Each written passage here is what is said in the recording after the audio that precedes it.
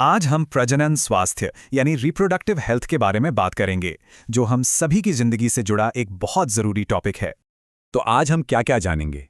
पहले इसकी परिभाषा, फिर जनसंख्या की चुनौती और इसके अलग अलग समाधान। WHO के मुताबिक इसका मतलब सिर्फ बीमारी का ना होना नहीं, बल्कि हर तरह से यानी फिजिकली और मेंटली पूरी तरह से स्वस्थ होना है। आपको पता है, भारत दुनिया के उन पहले देशों में था जिसने 1951 में परिवार नियोजन कार्यक्रम शुरू किया। इन प्रोग्राम्स के पीछे एक बहुत बड़ी वजह थी, दुनिया की आबादी का बहुत तेजी से बढ़ना। जरा सोचिए, सिर्फ 100 सालों में दुनिया की आबादी 3 गुना हो गई। इससे हमारे संसाधनों पर कितना बोझ पड़ा होगा। भारत में भी कुछ ऐसा ही हुआ। साल 2000 आते आते हमारी आबादी 1 अरब का आंकड़ा पार कर चुकी थी। तो सवाल यह है कि इस बढ़ती आबादी को मैनेज कैसे किया जाए?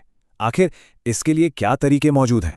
गर्भनिरोध के लिए कई तरह के तरीके उपलब्ध हैं, जिन्हें इन खास कैटेगरीज में बांटा जा सकता है। देखो, प्राकृतिक तरीकों में टाइमिंग का ध्यान रखना होता है, जबकि बैरियर तरीके स्पर्म और ओवम को मिलने ही नहीं देते। कंडोम एक बहुत ही कॉमन बैरियर मेथड है, जो STI यानी यौन संक्रमण से भी बचाता है। IUD भी एक काफी पॉपुलर तरीका है, जिसे डॉक्टर या कोई एक्सपर्ट नर्स गर्भाशय में लगाती हैं। ये कई तरह से काम करते हैं। कुछ कॉपर से स्पर्म को रोकते हैं, तो कुछ हार्मोन से गर्भधारण को मुश्किल बनाते हैं। गर्भनिरोधक गोलियां, जिन्हें आम भाषा में पिल्स कहते हैं, हार्मोन्स के जरिए ओव्यूलेशन रोकती हैं। और लंबे समय तक असर के लिए इंजेक्शन या स्किन के नीचे लगने वाले इम्प्लांट्स भी होते हैं। सर्जिकल तरीके, जिन्हें नसबंदी भी कहते हैं, प्रेगनेंसी को स्थायी रूप से रोकने का एक तरीका है। पुरुषों में इसे वेसेक्टमी और महिलाओं में ट्यूबेक्टमी कहा जाता है। दोनों ही काफी असरदार हैं। लेकिन तब क्या, जब कोई प्रेगनेंसी अनचाही हो? चलिए अब इस जरूरी लेकिन संवेदनशील विषय पर बात करते हैं। दुनिया में हर साल करीब 4 से 5 करोड़ MTPs होती हैं। भारत में इसे 1971 में कानूनी मान्यता मिली थी। ये पहले 12 हफ्तों में सबसे सुरक्षित मानी जाती है और इसके गलत इस्तेमाल को रोकने के लिए सख्त कानून भी हैं। रिप्रोडक्टिव हेल्थ का मतलब सिर्फ प्रेगनेंसी ही नहीं है, यौन संक्रमणों से बचाव भी इसका एक बहुत अहम हिस्सा है।